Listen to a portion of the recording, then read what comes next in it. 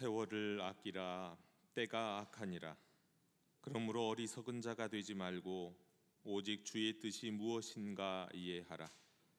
술 취하지 말라. 이는 방탕한 것이니 오직 성령으로 충만함을 받으라. 하나님은 영이시니 예배하는 자가 영과 진리로 예배할지니라.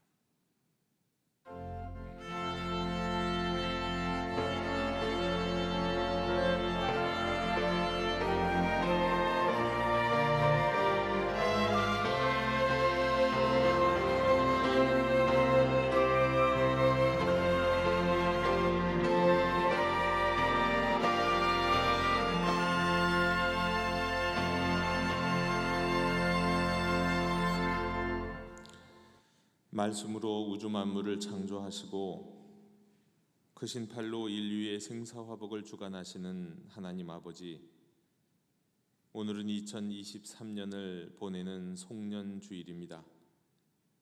흐르는 강물과 같이 덧없이 흘러가는 세월을 절감하면서 겸손히 옷깃을 여밉니다.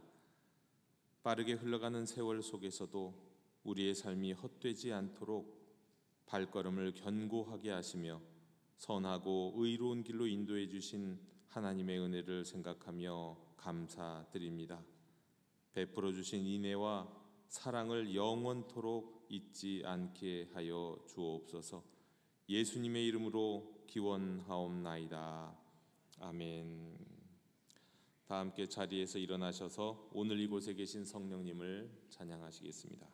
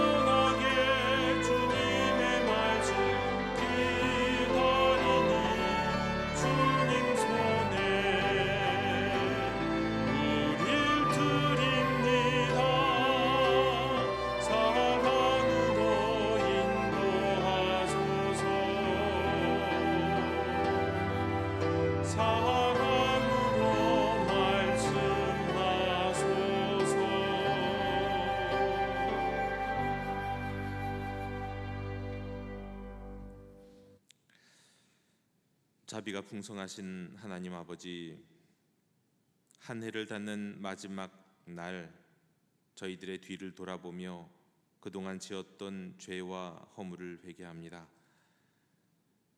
주일을 온전히 하나님께 드리지 못하고 예배자의 모습에서 이탈했던 날들이 많았습니다.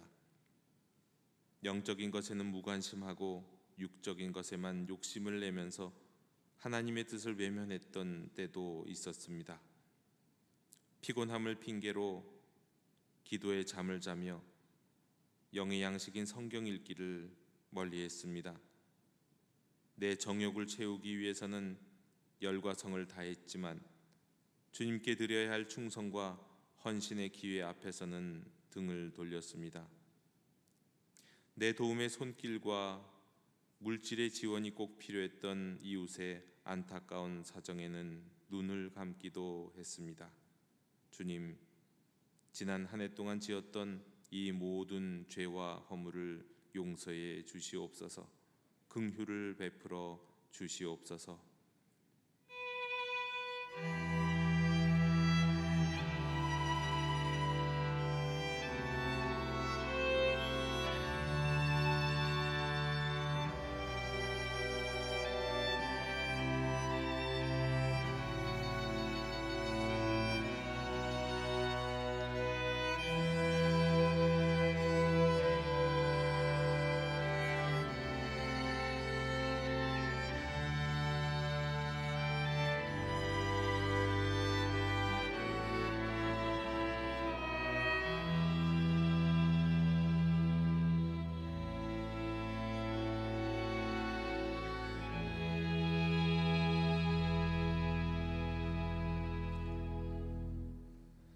내가 그들에게 한 마음을 주고 그 속에 새 영을 주며 그 몸에서 돌 같은 마음을 제거하고 살처럼 부드러운 마음을 주어 내 율례를 따르며 내 규례를 지켜 행하게 하리니 그들은 내 백성이 되고 나는 그들의 하나님이 되리라. 아멘. 나는 전능하신 아버지 하나님 천지의 창조주를 믿습니다. 나는 그의 유일하신 아들 우리 주 예수 그리스도를 믿습니다. 그는 성령으로 잉태되어 동정녀 마리아에게서 나시고 본디오 빌라도에게 고난을 받아 십자가에 못 박혀 죽으시고 장사된 지 사흘 만에 죽은 자 가운데서 다시 살아나셨으며 하늘에 오르시어 전능하신 아버지 하나님 우편에 앉아 계시다가 거기로부터 살아있는 자와 죽은 자를 심판하러 오십니다. 나는 성령을 믿으며 거룩한 공교회와 성도의 교제와 죄를 용서받는 것과 몸의 부활과 영생을 믿습니다. 아멘. 다 함께 자리에 앉으셔서 성시교독 73번을 교독하시겠습니다.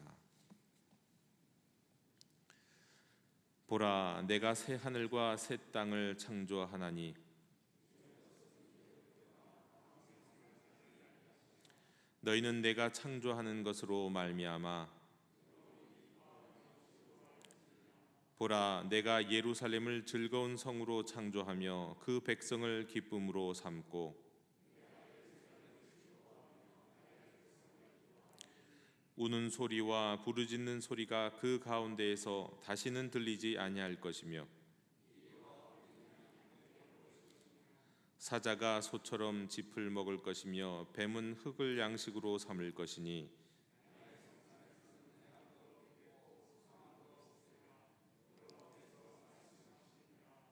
아멘.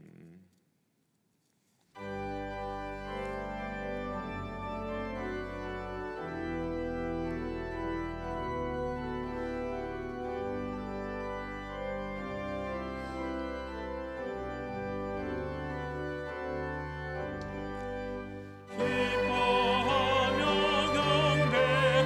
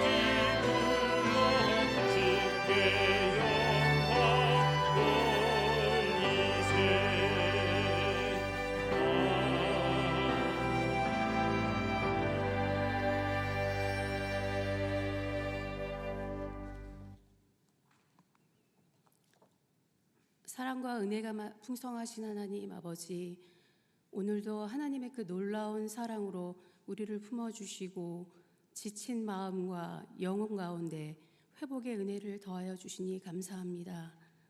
2023년 마지막 일부 예배를 찬송과 기도로 시작하게 하시고 말씀의 은혜 받게 하시니 감사합니다.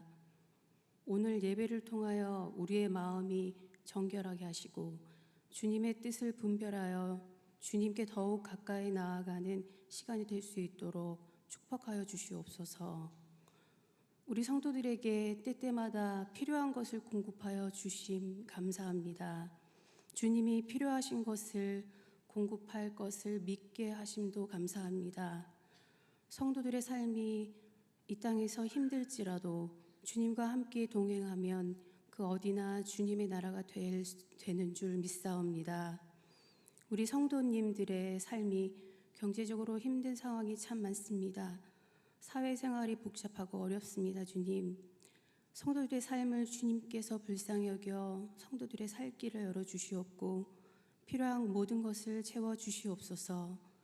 주님을 생활 속에서 신뢰하게 하여 주시옵고 그 신뢰와 하나님의 사랑과 은혜로 삶을 살아가게 하여 주시옵소서. 우리 교회를 위하여 기도합니다.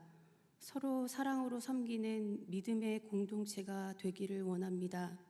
미워하고 서로 이해 못하는 부분을 섬김과 공감을 통해 서로에게 기쁨이 되게 하시고 주님 안에서 서로가 소중한 형제 자매가 되게 하여 주시옵소서. 그래서 교회의 문턱을 밟는 누구나 하나님의 아버지의 사랑을 느끼게 하여 주시옵소서. 교회의 각 자리에서 맡겨진 일을 묵묵히 섬기는 성도님들을 기억하여 주시옵소서. 맡겨진 일을 감당하기 위해 건강도 지혜도 삶의 경제력도 섬기는 분들에게 주시옵소서. 하나님의 일을 섬기는 분들이 2024년에도 계속해서 헌신과 섬김을 통해 주님이 보시기에 아름다운 교회가 되게 하여 주시옵소서. 늘 넓은 이해와 사랑으로 아름다운 말씀을 전해주시는 목사님을 위해 기도합니다. 목사님의 건강을 지켜주시고 목사님 가족이 늘 평안하게 하시고 말씀을 통해 무지했던 우리 영혼의 깊은 곳을 늘 건드려 주시는 귀한 말씀을 늘 전하게 해 주시옵소서. 아침부터 주님께 귀한 찬양을 들려주시는 영도 앙상블을 늘 기억해 주시고 축복하여 주시옵소서.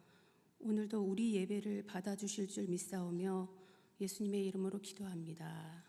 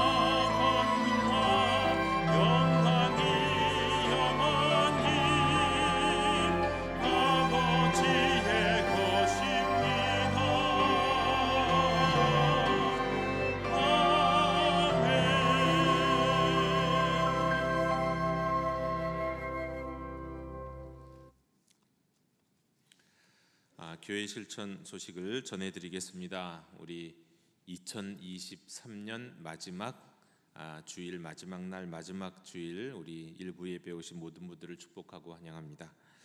오늘 우리가 성탄절 후 첫 번째 주일, 또 선교 주일, 그러면서 송년 주일로 지킵니다.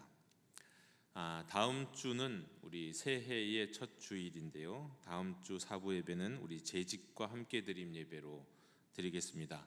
예배 후에 재직 세미나가 있으니까 우리 영독의 모든 재직들은 참여해 주시면 좋겠습니다. 우리 강사로 이만규 목사님이 오셔서 좋은 말씀 또 좋은 강의를 해 주시겠습니다. 그리고 둘째 주, 셋째 주에도 오후에 함께 드림 예배가 아니라 둘째 주, 셋째 주에는 우리 영도교회 항존직을 위한 세미나가 이어집니다. 그러니까 영도교회 항존직들은 한 분도 빠짐없이 첫째 주, 둘째 주, 셋째 주 오후 시간을 꼭 비워두시고 참여하시면 되겠습니다. 다음 주부터 우리 일부 예배에 살짝 변화가 있을 예정입니다. 많은 변화가 있는 것은 아니니까 여러분 예배 안내를 잘 따라 주시기만 하면 되겠습니다. 일부 예배 너무 약간 변화가 있다고 해서 당황하실 필요는 없겠습니다. 그러니까 일부 안내위원을 잘 따라 주시면 됩니다. 오늘 우리 송구 영신 예배가 오후 11시, 밤 11시에 이 자리에서 있겠습니다.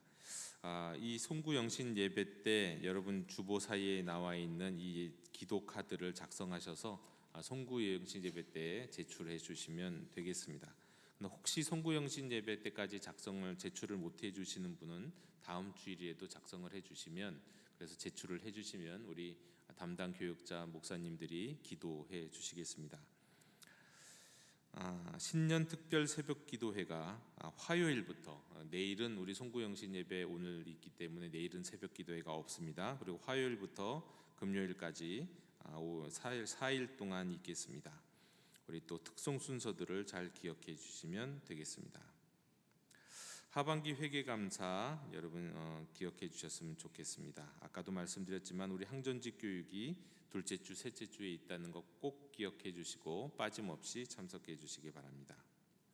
이 시간 우리 영상 광고를 잠시 시청하시도록 하겠습니다.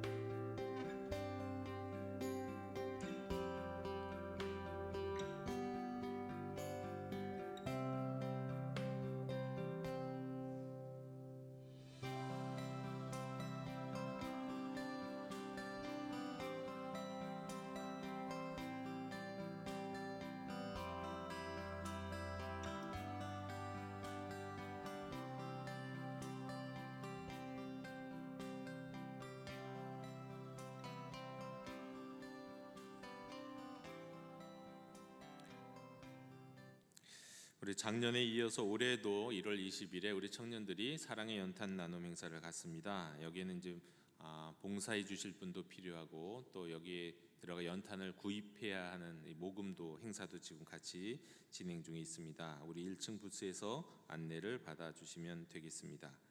우리 1월, 2월 매일 성경 큐티 청기책 오늘 꼭 찾아가 주시면 좋겠습니다. 그리고 예배 후에 우리 달력도 나누어 드립니다. 하나님의 위로를 빕니다. 우리 지난 주간에 우리 새 가정에서 장례가 있었습니다. 우리 김병철 교우님, 우리 송교래 권사님, 우리 강홍희 교우님이 지난주 성탄절과 또 그 다음 날 이렇게 별세하셨습니다. 우리 유족들을 위해서 여러분 기도해 주시기 바랍니다. 한 가지 더 안내 말씀을 드리면, 우리 지금 오르간 우리 반주로 봉사하고 있는 우리 이은주 집사가 다음 주부터는 3부 예배에 오르간 반주를 하겠습니다. 그러니까 다음 주부터는 1부 예배 때는 볼 수 없고요, 우리 3부 예배 때 볼 수 있다는 것을 기억해 주시고, 여러분 또 어디 가셨나 이런 생각하지 않으셔도 좋겠습니다. 그동안 또 1부 예배 참 잘 섬겨 주셔서 감사드립니다. 이상으로 우리 교회 실천 소식을 모두 전해드렸습니다. 이제 다 함께 자리에서 일어나시면서 우리 2023년 마지막 주일에 우리 마지막 평화 인사를 함께 나누면 좋겠습니다. 주님의 평화를 빕니다 하고 인사 나누시겠습니다. 주님의 평화를 빕니다. 주님의 평화를 빕니다.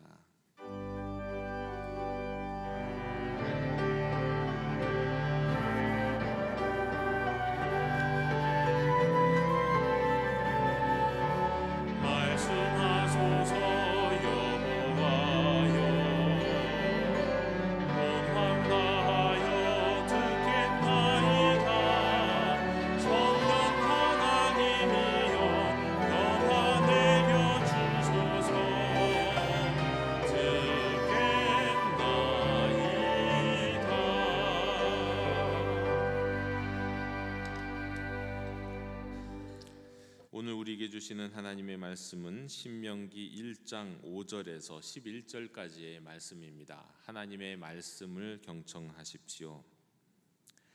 모세가 요단 저쪽 모압 땅에서 이 율법을 설명하기 시작하였더라. 일러스되 우리 하나님 여호와께서 호렙산에서 우리에게 말씀하여 이르시기를 너희가 이 산에 거주한 지 오래니 방향을 돌려 행진하여 아모리 족속의 산지로 가고 그 근방 곳곳으로 가고 아라바와 산지와 평지와 네겝과 해변과 가나안 족속의 땅과 레바논과 큰 강 유브라데까지 가라.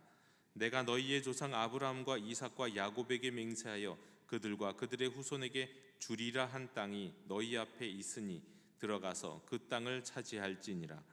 그때에 내가 너희에게 말하여 이르기를 나는 홀로 너희의 짐을 질 수 없도다.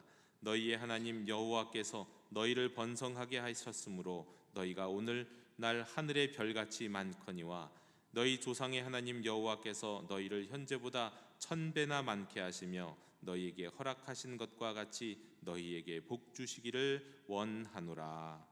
아멘. 자리에 앉으시겠습니다.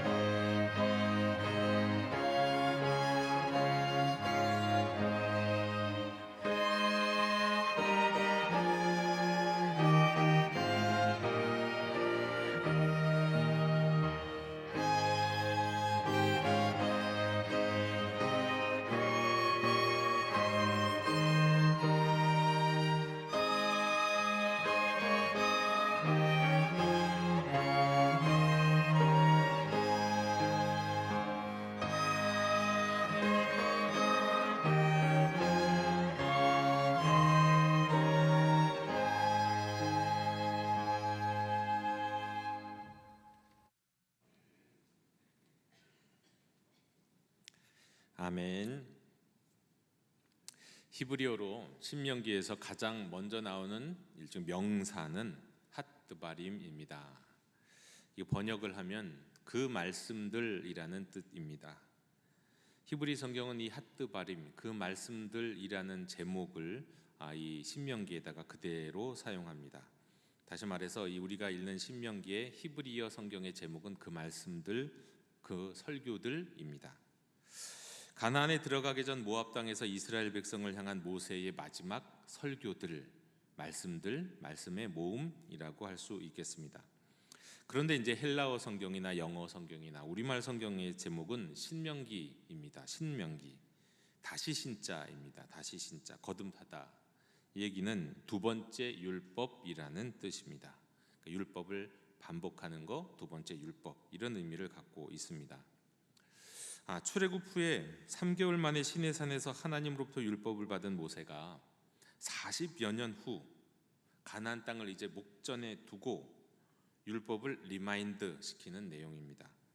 자신의 죽음을 앞에 두고 이제 시내산에서 받았던 율법을 다시 풀어서 설명하는 내용, 이게 신명기입니다.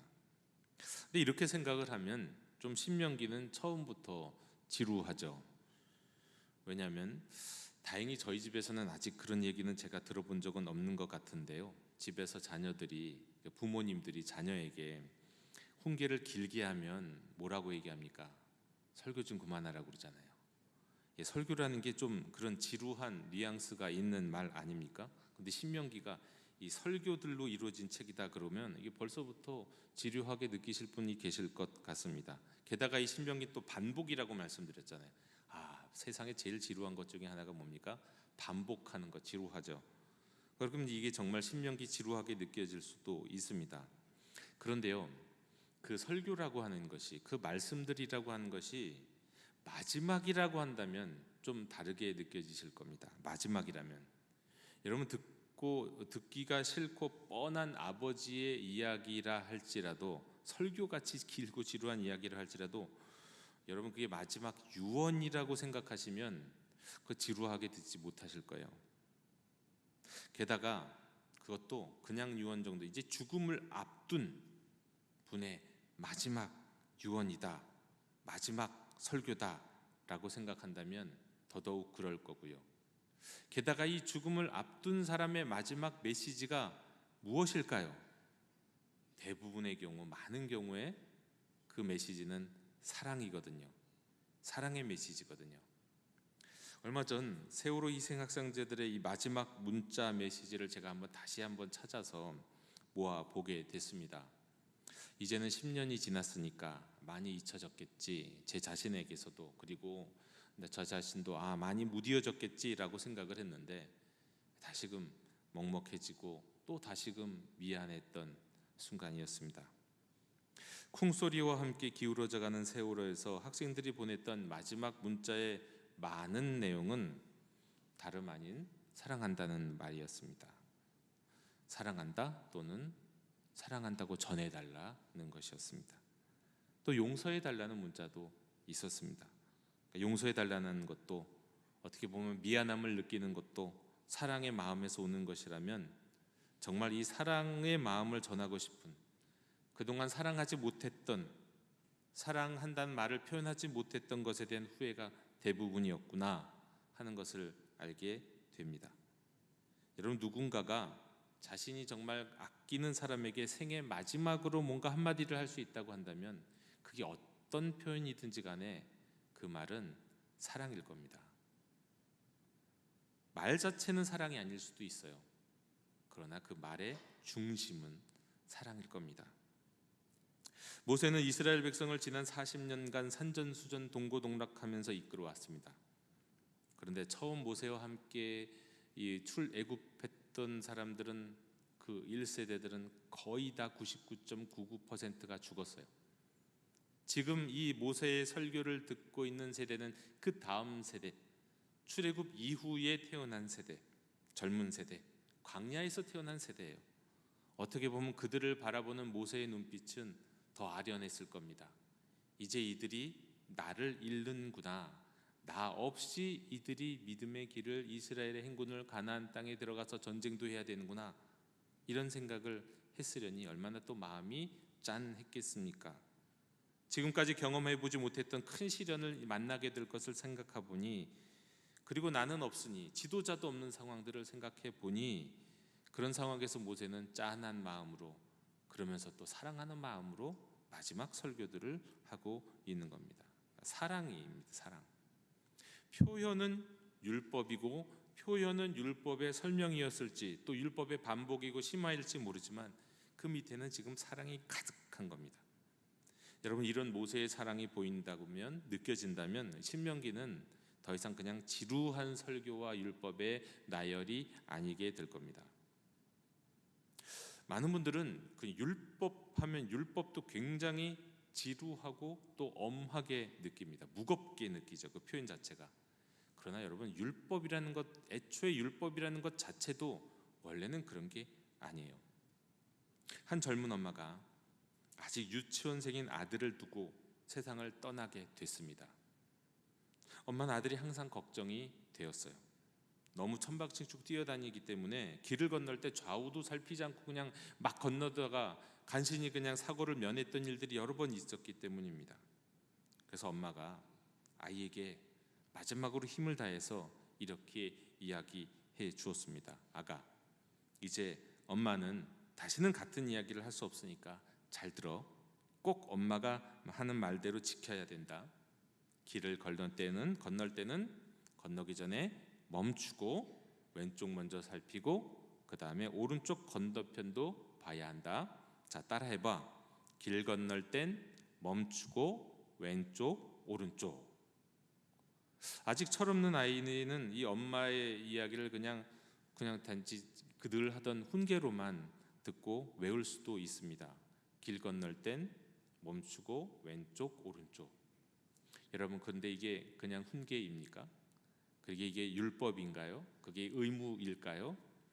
엄마가 아이에게 전해줬던 그 말은, 마지막으로 전하고 마지막으로 훈계했던 그 이야기는 아이의 생명을 지키기 위한 사랑이었죠. 사랑이었어요. 근데 그 아이가 그걸 사랑으로 들을 수 있었을까요?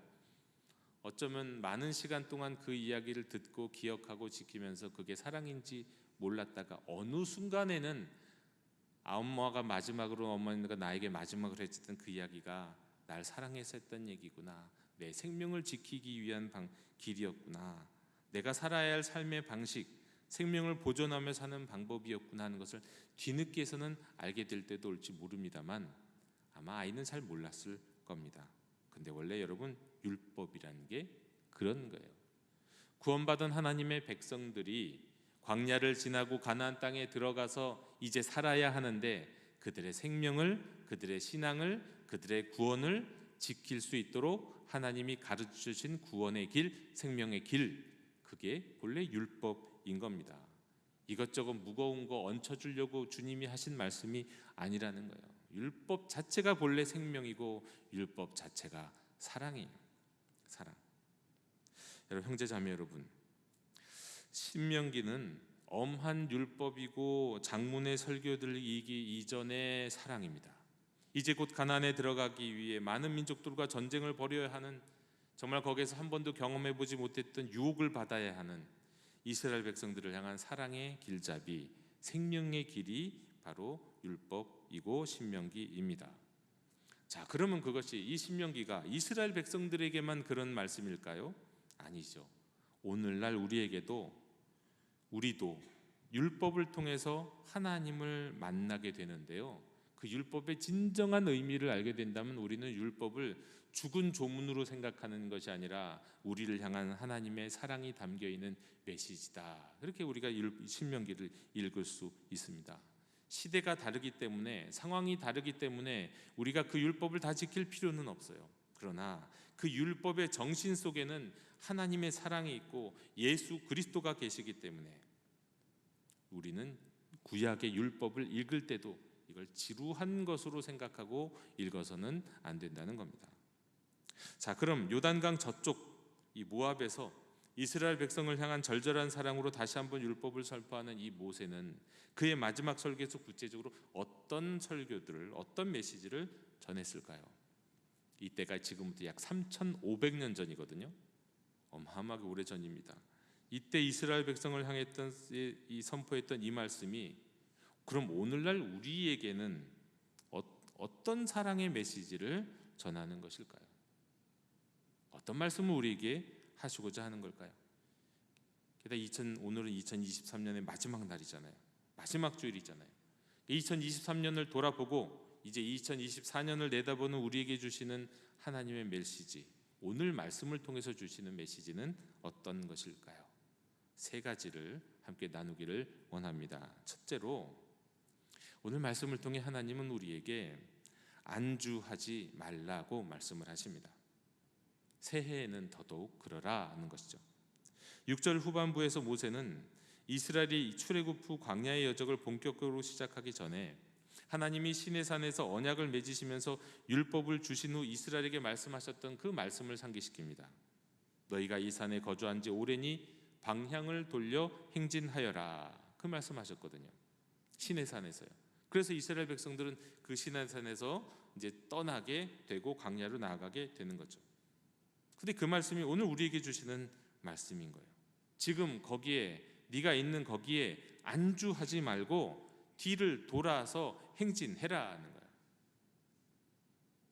그런데 이렇게 얘기하면 또 오해하시는 분들이 계세요. 뒤를 돌아 행진해라고 했다고 해갖고 지금까지 하지 않던 일을, 새로운 일을 벌려라, 그런 말씀은 아닙니다.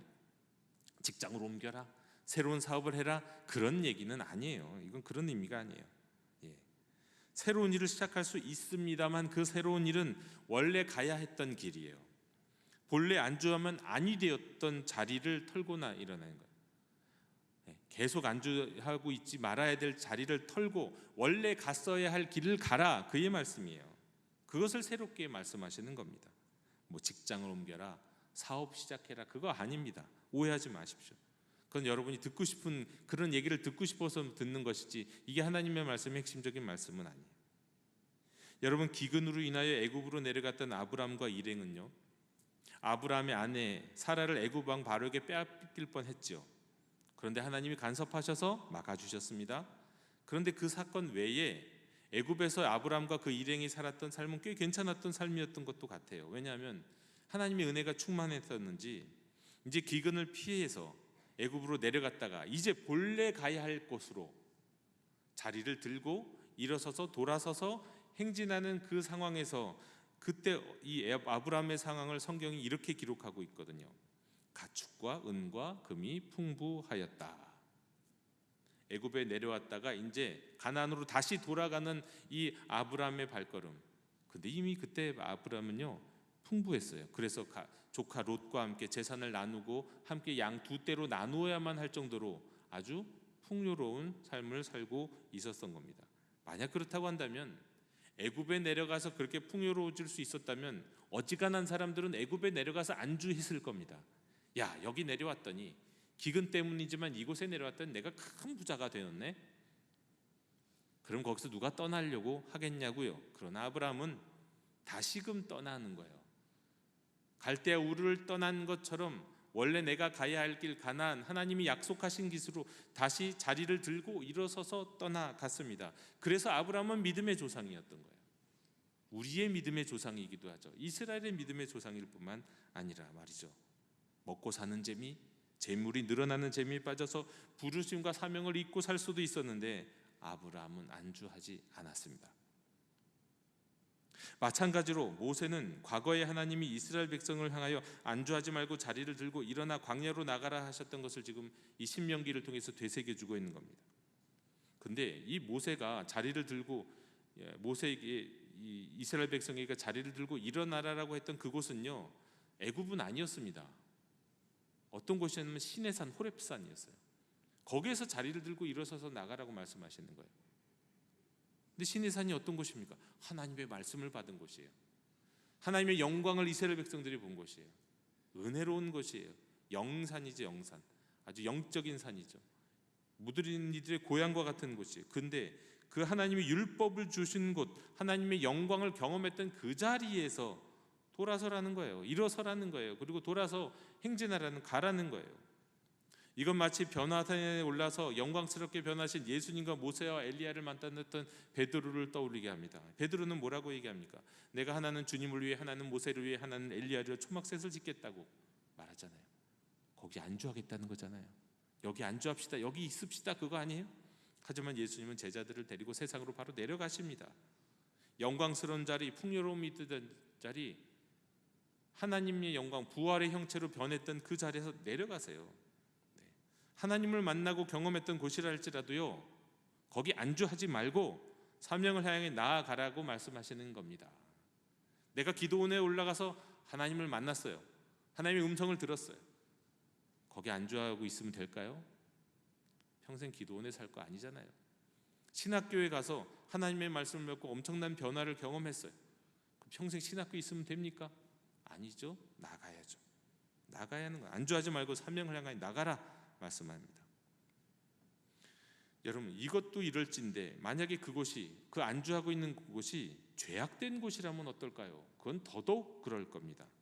시편 1편에서 보면 복 있는 사람은 악인들의 꾀를 따르지 아니하고 죄인들의 길에 서지 않고 오만한 자리에 앉지 아니하라고 말씀하세요.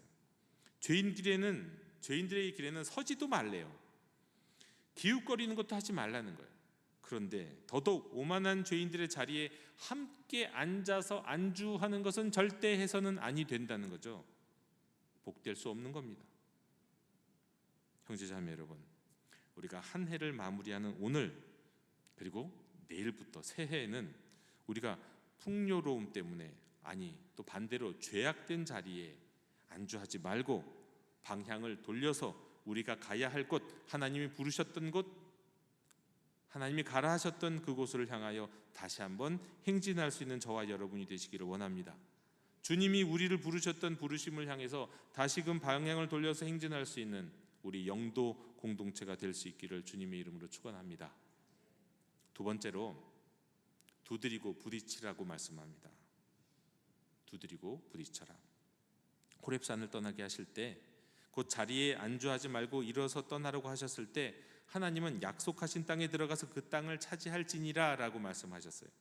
안주한 자리에 일어나서 방향을 돌려 행진하는 것이 절반이라면 이제 그곳에 들어가서 약속한 땅에 가서 그곳의 문을 두드리고 부딪히라고 말씀하십니다. 그리고 하나님의 약속이 사실인지 아닌지 시험을 해보라고 말씀하시는 거예요.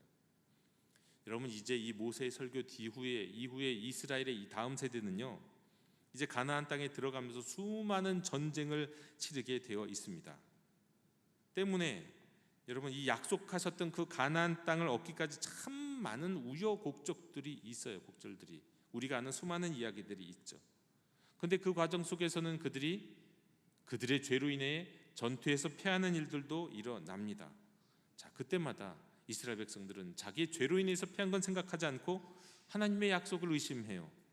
그리고 때로는 아니 이방신보다 하나님이 약한 거 아니야? 뭐 이런 의심도 하게도 됩니다. 이게 다 어떻게 하다가 생기는 일입니까? 하나님이 가라고 하셔서 가서 문을 두드리다 보니까 생기는 일이에요. 문을 두드리지 않았다면 그런 일은 생기지 않았겠죠. 당연히 물론 약속하신 땅도 얻을 수 없지만요. 형제자매 여러분, 이 방향을 돌려 행진하는 거 쉽지 않은데 정작 거기 가서 이제 문을 두드리고 부딪히는 거 더욱 쉽지 않습니다. 왜냐하면 그러다 보면 거절당할 수 있고요, 외면당할 수 있습니다. 아니 오히려 그냥 크게 한 대 맞을 수도 있고요, 그래서 내가 그냥 그로키 상태가 될 수도 있어요. 그냥 차라리 가만히나 있었으면 좋았을 걸 하는 생각도, 그런 후회도 할 수 있습니다. 출애굽하자마자 물이 없고 음식이 없으니 곧바로 원망했던 이스라엘 백성들처럼 말이죠. 하지만 여러분, 그렇다고 출애굽을 하지 말았어야 했겠습니까? 불신과 불평과 원망으로 한 대 맞는 일이 있다 하더라도요, 출애굽을 해야, 전쟁을 벌였다가 그 가운데서 내가 실수하고 유혹에 빠져서 죄를 지어서 때로는 전투에서 패배하는 일이 있다 할지라도요, 성문을 두드려야, 전쟁을 해야 성을 얻는 거예요. 하나님은 이스라엘 백성들에게 이렇게 말씀하신 바 있죠. 내가 주리라 한 땅이 너희 앞에 있으니 들어가서 그 땅을 차지할지니라. 근데 그 땅을 차지하려면요, 노 페인 노 크라운이에요. 우리가 고난을 받지 않고 고통을 받지 않으면 영광이 없는 거예요. 반드시 거기에는 고난이 있고 어떤 과정이 있는 거입니다. 자, 그리고 또 한 가지 생각해야 할 것이 있습니다. 아무거나 내가 바라고 원하는 것을 두드려서는 안 된다는 거예요. 두드리고 부딪혀야 되는데 내가 원하는 게 아니라요, 주님이 약속하신 겁니다. 주님이 약속하신 것을 두드리라는 거예요. 우리는 지금까지 지난 2003년 한 해 동안 많은 경우 그렇게 살아왔어요. 우리가 두드려야 하는 것은요, 다른 것이 아닙니다. 주리를 한 땅, 하나님이 약속하신 것, 그 약속하신 것을 두드려야 돼요. 여러분, 하나님이 우리에게 주시겠다고 약속하신 것에는 어떤 것이 있습니까? 지난 2023년 우리 한 해 동안 하나님이 여러분에게 약속하신 레마의 말씀이 있으셨나요? 말씀을 읽을 때 그렇게 사모하고 기대하면서 하나님, 내게 오늘 레마의 말씀을 주십시오. 나에게 주시는 말씀, 내가 붙들고 따라야 할 말씀을 주세요. 내게 주시는 약속을 주세요. 여러분, 그렇게 말씀 읽으셨나요? 그래서 그 레마의 말씀을 받으셨나요? 자, 그리고 그 레마의 말씀대로 여러분 순종하셨나요? 어떻게 되셨던가요? 여러분, 우리가 하나님의 약속을 두드려야 한다는 것을 잊지 마십시오. 내가 원하는 거 두드리라는 거 아니에요. 내가 지금 막 뭔가 새로운 일을 벌이려고 하는데, 시작하려고 하는데, 야, 오늘 말씀 봐라, 내 이 말씀 딱 새로운 일을 벌리라고 말씀하시는 것 같은데 그거 아니에요. 성경을 읽고 묵상하면서 이건 분명히 내게 주시는 말씀이야 라고 약속을 주신 말씀을 두드리라는 거예요. 네. 여러분, 기도의 응답이 없는 첫 번째 이유는 애초에 구하지 아니하여서라고 합니다. 애초에 구하질 않았대요. 기도한 줄 알았는데 구하지를 않아요. 기도는 한 것 같은데 애초에 구하지 않는 경우, 그럼 기도 응답이 없지요. 여러분, 하나님의 약속을 들은 바 없는 첫 번째 이유는 하나님의 말씀을 사모하면서 읽지 않아서 그래요. 사모하면서 듣지 않아서 그래요. 기대하면서 듣지 않아서 그래요. 말씀을 기대 없이, 말씀을 내가 어떠한 사모함도 없이 듣고 읽으면 어지간해서 그 말씀 가운데 내게 주시는 말씀을 찾고 듣기 어렵습니다. 우리는 하나님의 말씀 앞에 설 때마다 기대하고 사모함으로 듣게 된다면 주께서 우리에게, 나에게 주시는 말씀, 레마의 말씀, 약속의 말씀이 있을 겁니다. 그리고 우리는 그 약속의 말씀을 붙들고 그 약속의 말씀을 두드려야 돼요. 그때에 그 가정 속에서 시행착오가 있을지언정, 영적인 전쟁이 있을지언정, 때로는 내가 실수하고 좌절하는 그런 상황이 있을지언정, 결국 우리가 믿음으로 나아가면 하나님이 그 약속의 땅을 반드시 우리에게 주실 줄로 믿습니다. 2024년에는 성경을 읽을 때마다, 묵상하실 때마다, 말씀을 들을 때마다 그 가운데 내게 주시는 레마의 말씀을 항상 기대하고 사모하는 저와 여러분이 되셨으면 좋겠습니다. 그리고 세 번째로 함께 짊어지라고 말씀하십니다. 함께 짊어져라. 모세는 이스라엘 백성에게 과거에 자신이 이야기했던 것을 상기시킵니다. 나는 홀로 너희의 짐을 질 수 없도다 라고 얘기했다고요. 그렇죠. 이스라엘 백성과 함께 출애굽했을 때 대충 200만 명이나 되는 사람들을 어떻게 이 모세가 홀로 다 감당합니까? 아브라함이 애굽에서 나올 때 그의 가축과 은과 금이 풍부하였던 것처럼 출애굽한 이스라엘 백성들도 번성했어요. 그거 혼자 다 감당할 수 없을 정도였습니다. 그래서 주님께 기도했더니 백성의 장로와 지도자가 될 만한 사람이 70명들을 세우라고 하셨습니다. 그리고 하나님이 그들을 세우자 모세에게 주셨던 것처럼 그 70명의 장로에게도 하나님의 영을 부어 주셨어요.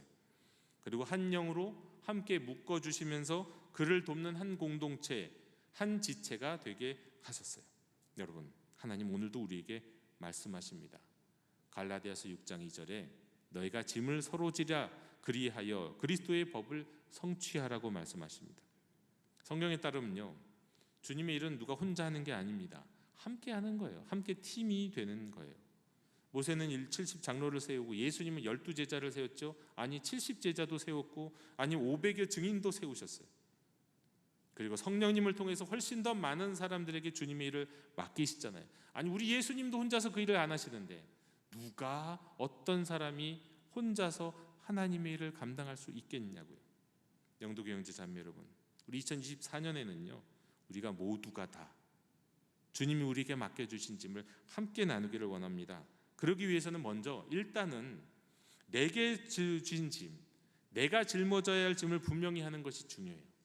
일단 나에게 주신 짐은 무엇인가? 내가 개인적으로 짊어져야 할 짐은 무엇일까요? 일단 목사에게는 목사로서의 짐이 있을 겁니다. 장로님에게는 장로님으로서의 짐이 있고, 권사님에게는 권사님으로서 마땅히 져야 할 짐이 있고, 안수 집사님은 안수 집사님이니까 마땅히 져야 할 짐의 분량이 있는 거예요. 서리 집사님도 마찬가지고 성도로도 마찬가지고 청년도 마찬가지입니다. 일단은 자신이 짊어져야 할 마땅한 짐을 외면하지 말아야 합니다. 예배 자리, 기도의 자리, 섬김의 자리, 마땅한 짐 외면하면 안 돼요. 한 해 동안 내가 당연히 감당했어야 할, 그러나 외면했던 짐이 무엇이었는지 한번 돌이켜 보십시오. 새로운 해에는 내게 주신 짐을 내가 감당하겠다 결단하십시오. 그런 사람이 성인입니다.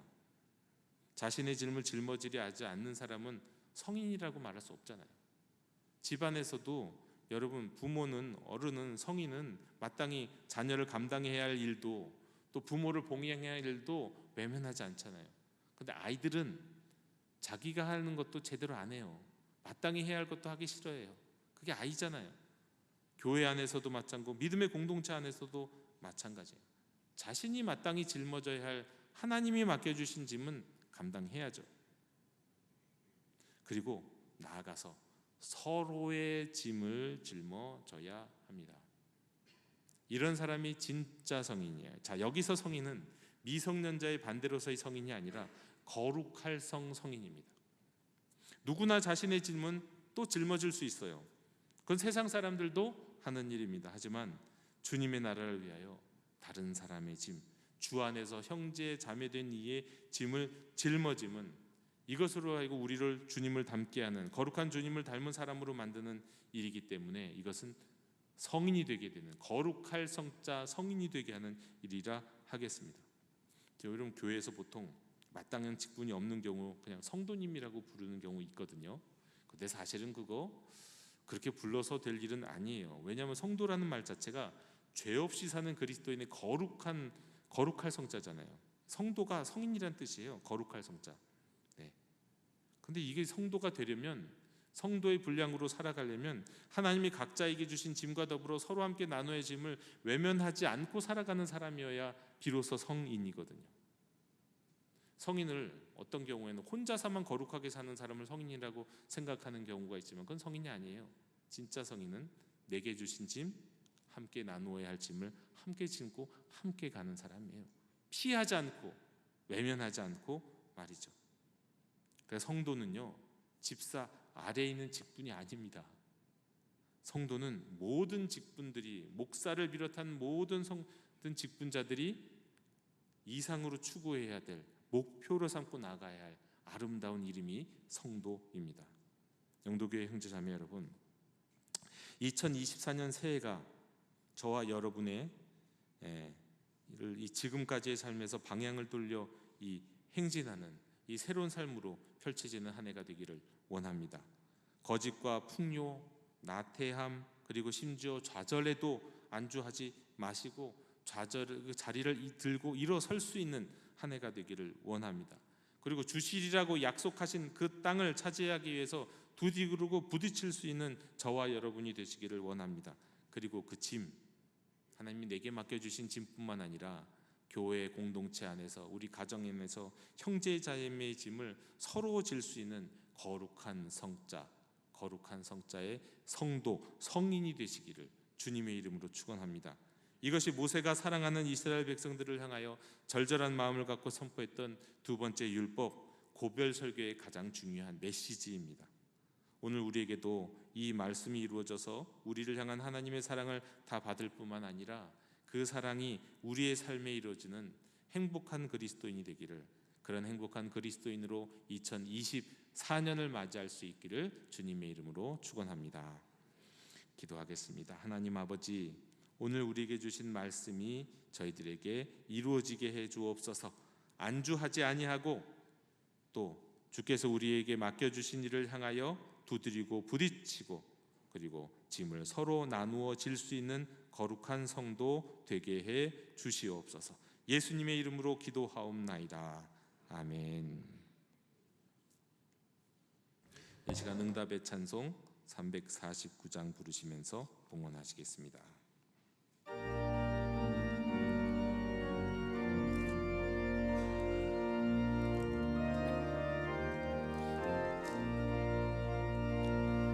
나는 예수 따라가는 십자가군 사랑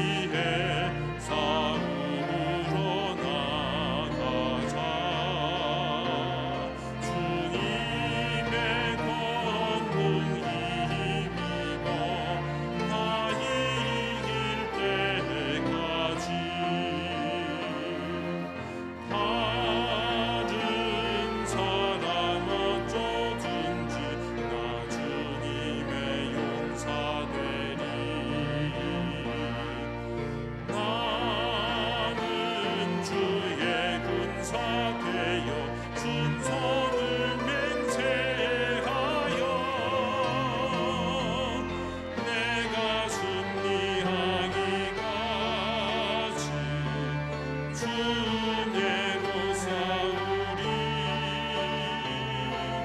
주님의 용사된 내게 주의 일 맡기소서 그 승리의 영광 위에 싸워야 하리라 주 말씀 나의 힘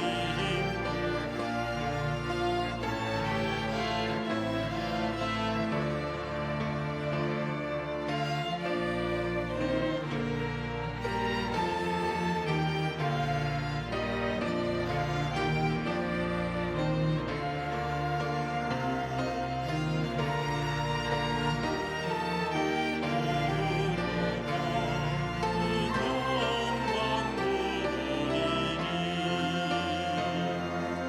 받은 사랑 어쩌든지 나 주님의 용사 되리 나는 주의 군사 되어 충성을 맹세하여 내가 승리하기까지 주내로 싸우리 주님의 용사된 내게 주의 일 맡기소서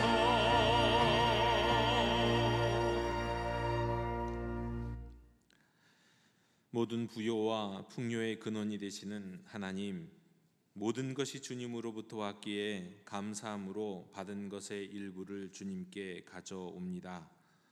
또한 이 예물과 함께 저희들의 삶도 주님께 드립니다. 한 해의 마지막 날, 마지막 주일에 드리는 저희들의 삶과 이 예물이 새해에 주님의 사랑과 은혜를 세상에 널리 전하는 데 쓰이게 하여 주시옵소서. 드리는 손길 위에 주님 안에서 형통한 새해를 허락하여 주시옵소서.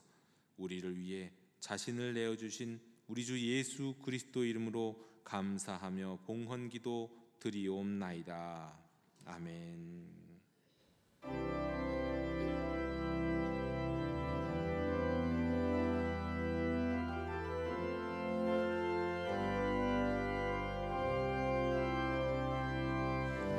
말씀 앞에서 경외함으로 주께 홀로 섭니다. 생명의 말씀 읽고 순종해 주를 예배합니다.